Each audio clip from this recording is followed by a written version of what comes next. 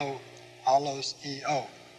Then dikaios, aon, righteous. Now notice that agathos had eta, and dikaios has alpha. Now we'll talk about that in just a moment, but that's something to notice as we go along.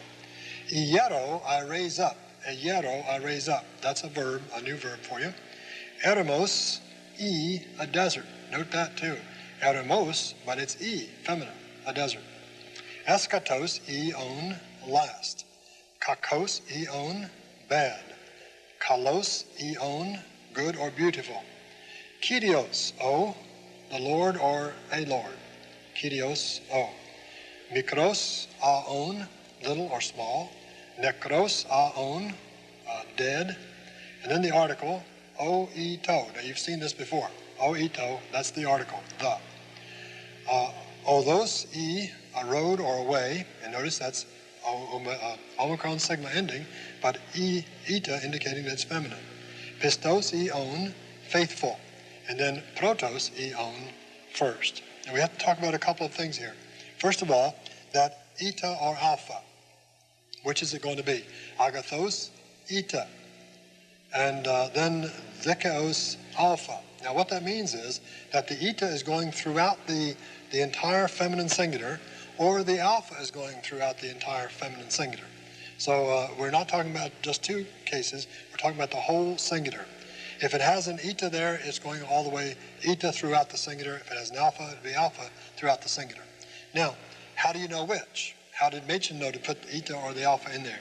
Well, the rule is the same as we had in paragraph 55 in the previous chapter. If the stem ends in a rho, iota, or epsilon, then the alpha will be throughout the singular.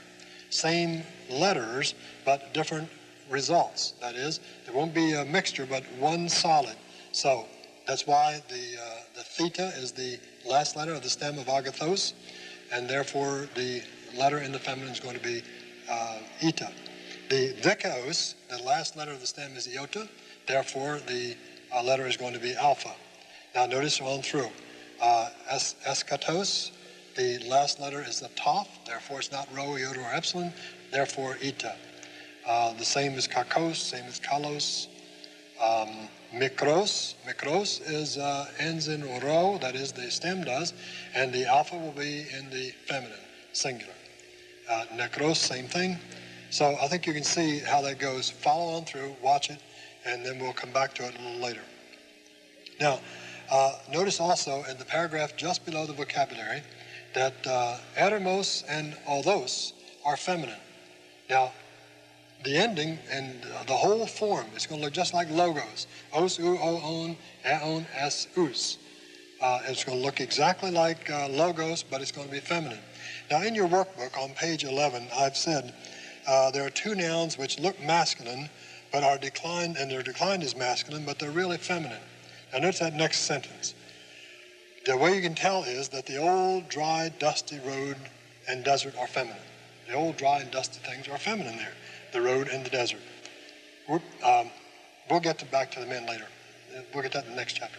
In any case, that's a way to remember it, okay? That way. If you didn't catch it, it's okay. The forms now, I want to look first of all at the forms of agathos, the feminine, or the adjective, and they're here on the board.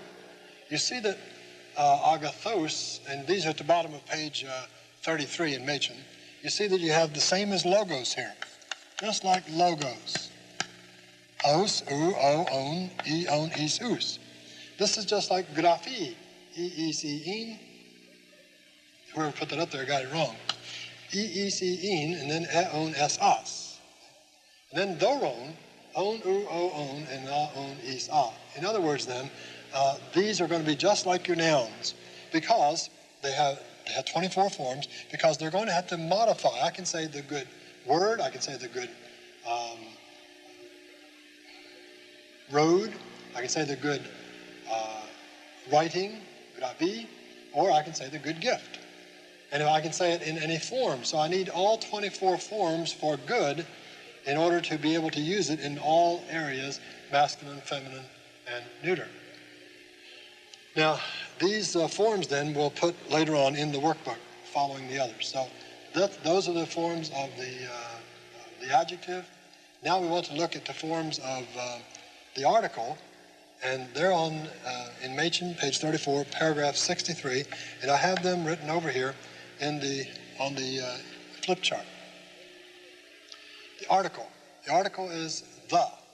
If I want to say the anything, I'll use one of these forms. I can say the word, o logos, or I can say of the word, to logu, and so forth. This will agree with the word that it modifies, just as the adjective will. So you see then I have o, u, o, on, e, on, is, us. I have e, is, e, in, and then a, on, s, as. And then again, just like doron, except there's no ni here. The article has just a o, but the u, o, to, and then a, on, is, a. So this is going to be very much like the forms of the logos, graphi, and doron, except for that ni being missing there. Now, these will be modifying nouns. I can say the noun, I can say the good, whatever it is, and we'll have these ready to use when we make sentences and when we translate our sentences. Then we have we want to put these along with the adjective and the article. We want to put on that page 10A that we had in the workbook. So if you'll open your workbook now to page 10A, you see you already have these filled in. You did like I told you. Logos, ora you put in there, graphi, and doron. Now, the adjectives on the same endings, remember, just like logos, agathos, right down the line here. And then agathi, and then doron. Well, we put mikra in here because some of them have that alpha throughout instead of the ita. So we put mikra, depending on all your adjectives will have either one or the other of these two. Then you have room for the article. The article, you see the o, e, do. Then you put all the other forms right here. In other words, we don't want to make something hard out of this. All you've done so far is learned 3 sets of endings. Now, we want to use those sets of endings in the nouns, adjectives, and in the article. Okay? Now, we need to find out how to use these, the adjectives and the article. The article is really an adjective. It modifies. And paragraph 66 tells us something about that. It tells us about agreement. Adjectives, paragraph 66, adjectives including the article agree with the nouns they modify in gender, number, and case. Look at his examples. O logos. The article is O. That's nominative masculine singular. Logos is nominative masculine singular. So they agree. That will be the word. If I want to say of the word, then I have to use to logu, or to logo, to or for the word. Vlepo ton logon, I see the word. E loyi, ton logon, tis loyis, vlepo tus logus, and so forth. Now, I might as well go with number 2. To thoron and to thoru. But now look at number 3. E ora tis oras. Now before they've looked pretty much alike. Now they don't look so much alike. E ora. Now they're both a nominative feminine singular. Therefore they do agree. So we're talking about agreement and not looking alike. Tis oras. That is, both of those are genitive feminine singulars. And then ti ora, dative feminine singular. So they won't always look alike, but they must agree, gender, number, and case. Look at number 4. E-othos. E-othos. E looks feminine. Othos looks masculine. But in fact, remember, othos is feminine, even though it looks masculine. E-othos. Tis-othu. Again, round through. So make sure that they agree, gender, number, and case. The paragraph 67 simply says when you have the article, make sure you translate it the, just to indicate that it's there.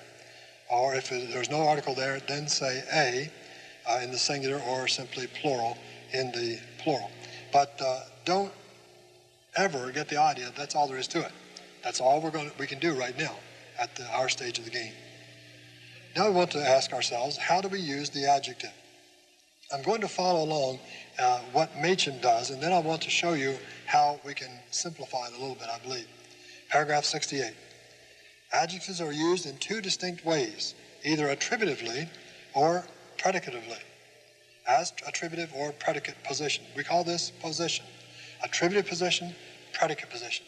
Now, by that I mean the adjective will either have the article or not have the article. Now, when we talk about attributive, we're talking about like the phrase, the good word. That's an attributive adjective, meaning that it's attributing something to the noun, the good word, not the green word, the red word, or the bad word, but the good word. It's like an attribute. You think of an attribute of God, the holy God. That's an attribute. We're giving an attribute, so we call it attributive position. Now, the predicate position would be the word is good. That's making a statement, predicating something about the word, so that is called the predicate position. Now, we say predicate because it's in the predicate part of the sentence. Now, watch this. In the predicate part of the sentence, this is the subject part over here, and this is the predicate part. The predicate includes the verb and the object. Now, if we say the predicate part, we're talking about this part over here. So, the predicate position predicates something about the noun, which will be here, and it is placed in the predicate part of the sentence. Two reasons for it being predicate. Now, the word will be here then. This is where the predicate adjective will be. The word is good. It will wind up over here, making a statement about it. That's called the predicate position, predicating something about the noun. Now, in paragraph 70, he shows you some good examples of the two positions. The good word can be expressed in two common ways in Greek, either o agathos logos or o logos o agathos. Now, the key there is, where is the adjective in relation to the article? And if it's an attributive adjective, it will be adjective after the article attributive. There are 4 A's there. Adjective after the article attributive. The 4 A's would be attributive. Adjective after the article attributive. Now, if the adjective is not after the article, it would be predicate position. Now, those are the two key words, two key ways to know the function. Now, notice in paragraph 72, he gives you a summary of it. The attributive position, o agathos logos, or o logos o agathos. O logos agathos, or agathos o logos is the predicate position. Notice in the attributive, the article is immediately before the adjective, or the adjective is after the article. In both cases, in the attributive. Adjective after the article attributive. In the predicate position, the adjective is not after the article. That's why it's translated, the word is good. Now, with that in mind, look at paragraph 75. He says that the attributive position can sometimes be used as a noun. If there's no noun for it to modify, then it'd simply be a good man or a good woman. Notice how he says it. Agathos may mean a good man. Agathi, a good woman. Agathon, a good thing, and so forth. So what he's saying then is the attributive position can be either an adjective modifying a noun, or it can be a substantive taking the place of a noun. Now, if that sounds very confusing, watch this. We're going to straighten it all out. Here it is. If I say, o agathos logos, I have a predicate position. Remember? Predicate position, and I have a noun for it to modify. Therefore, this is going to be the good word. The good word. Now, I can have also o agathos and no noun to modify. Simply o agathos. Well, there's no noun for it to modify, so I must figure out what he's saying. He's saying the good, and then the ending is masculine. So he's saying the good man. Understood. If it were agathi, it would be the good woman, and so forth. So the key is this. If it is a predicate position, that is, the adjective is after the article, then I look to see if there's a noun for it to modify. If there is a noun for it to modify, then it's the good, whatever that noun is, the good word in this case. If there's no noun for it to modify, then it's the good, and then the ending tells me whether it's man, woman, or thing, the good thing. So the predicate position then can have two uses. The adjective use, adjective or noun use, say, adjective or noun use, depending on whether there is a noun for it to modify. Okay? That's the predicate use. Now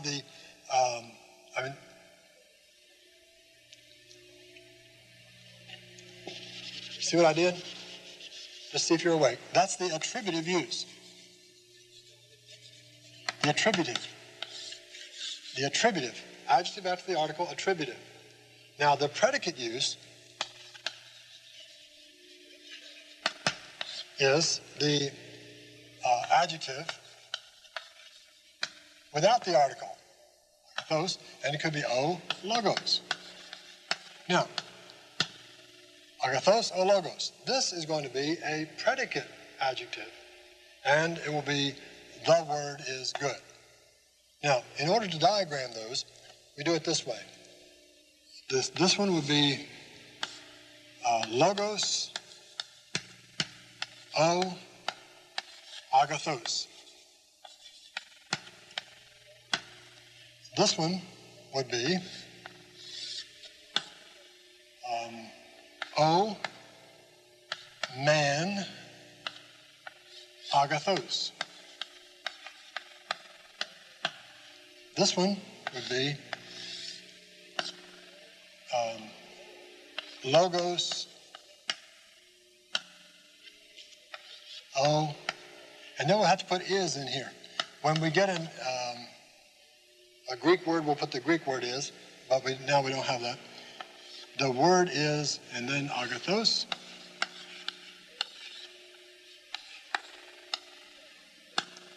The word is good.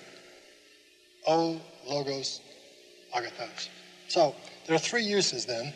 The adjective use, the noun use, both of these are attributive position. And then there is the predicate use, predicate position, predicating something about the subject or the noun. Now, if you see, read through that again, and then look at the pages of the workbook, and you'll see that they are laid out in just that way. Attributive position, page 12, page 13, and 14. And then on page 15 and 16, there's a flow chart, or 14a and 15. There's a flow chart, which will be helpful in just going through what are the possibilities and so forth. Read that through before you do your homework, and I think that the position will come clear. Remember then that the adjective and the article, which is also an adjective, will agree in gender, number, and case with the word they modify.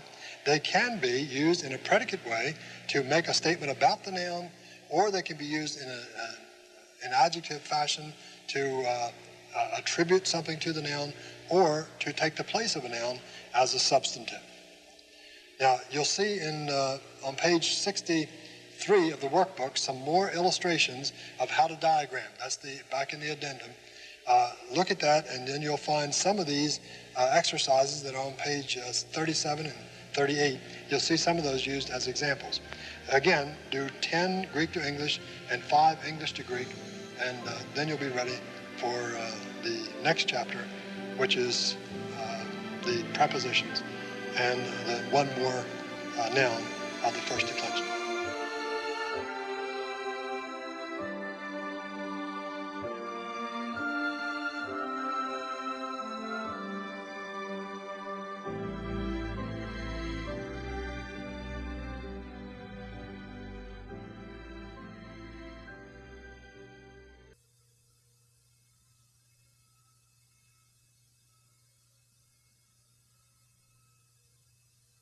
Before we begin chapter 7, let me remind you of the use of the workbook.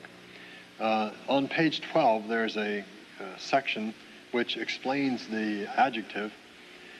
the various positions, the two attributive positions. Then you see the use of the attributive position could be either adjective use, and then there's the explanation of it, agathos, logos, and then the diagramming. I call this to your attention because I'm afraid you may decide, well, I won't mess with the workbook or something. That is explaining exactly what you do with it. Then the noun use, the substantive use of the attributive position, and the next page, the diagramming, page 13, and the way it's done, and then so on through there. Then the predicate position, be, and identification of it, the use of it, the way it's diagrammed, the way it's translated, all of that is there. Now, where I'm headed with this is page 14a, where we have a flow chart. The use of an adjective. Whenever you see an adjective, you have a regular procedure as to how you're going to use it. The positions, the possibilities are predicate and attributive. You have to ask, does the adjective have the article? If the answer is no, then it's predicate position. And then see paragraph 76. That's the exercises for that lesson. Then it says number 1 has one of these, number 10, 13A, 13C, 16A, 19A, 20A, 20B. All through there you can find examples of this usage, and it would help you with your homework as well. This may be just a little bit late, but the workbook does that. I mean, it's a little bit late for this chapter, since you already have your homework done, don't you? In any case, use the workbook. Make sure you follow it step by step, and it will help you in understanding Machen.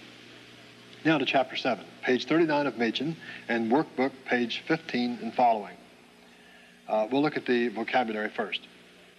Angelos, an angel or messenger. Angelos. Notice I said not agelos, but angelos. If two gammas are together, or a gamma comes before either a gamma, kappa, or he, then it will be the N sound for the first gamma. So, angelos, an angel. In fact, we transliterate that into English, A-N-G, not A-G-G, but A-N-G, because of that phenomena with the gamma. Then, ago, I lead. Apo, with the genitive, from. Valo, I throw, cast, or put. Valo. That's like a ball, C-A-B-A-L-L. I throw a ball. Valo, I throw. The a with the genitive, through, and with the accusative, on account of. We'll talk about what that means with the particular case. Is, with the accusative, into. Ek, it's also X before vowels, with the genitive, out of. En, with the dative, in. Theos, the word for God. Cosmos, the world. Lithos, a stone. Mathetes, a disciple. Meno, I remain. Meta, with the genitive, with the accusative, after. Uranos, heaven. Pembo, I send. Now, pembo is a little bit different. You see the me, p there? When me and p come together, it makes a b sound. So it's not pempo, but pembo. The p is a b sound. Pembo. Pembo, I send. Pros, with the accusative, toward or to. Prophetis, it is a prophet. Teknon, a child. Dopos, a place. And phero, I bear or I bring. That's the vocabulary. Now, he says in paragraph 78 that nouns of the first declension ending in is are masculine. Well, that looks a little strange because you have an eta sigma, and that's a masculine. So you have two words like that in this session, in this lesson. You'll see them, mathetes, the third one in the second column of vocabulary, mathetes, a disciple. Prophetes, a prophet. Now, the only way I can remember this, or one way you could remember it, would be that the disciples and the prophets ran around in those long robes, and even though they looked feminine, they were really masculine. So the word mathetes and prophetes are are masculine, even though they look feminine. Now, the forms are in paragraph 79. The forms of prophetes and mathetes will follow the same thing. You see that there's the eta sigma there in the nominative. The genitive is ou, just like you would expect for a masculine noun. And then we go on with the same forms as in the feminine. So it's is, u, e, in, and then the plural is the same, eon, es, as. We had this in a previous page of the workbook, on page 9 of your workbook. Just go to that, look at it, and you'll see prophetis there, and then the plural is the same as all as ora, doxa, and graphi. Now the prepositions, you'll see in paragraph 80, the preposition expresses relationship. Now the workbook, I've given you a definition, page 15. A preposition is a part of speech which expresses the relationship between one substantive and another. So that's what a preposition is supposed to do. Express relationship between one part of speech or one substantive and another. The book is on the desk. Now the book and desk are the two substantives. The book is on the desk. It isn't under, it isn't around, it's on the desk. So the preposition will give us that relationship. Now, we said that the preposition would take certain, he says in the vocabulary, apo with the genitive, from. And others have said the a with the genitive, the a with the accusative. What he means by that is that these prepositions take certain cases as their object. So when the a has the genitive, it means through, has the genitive as the object. When it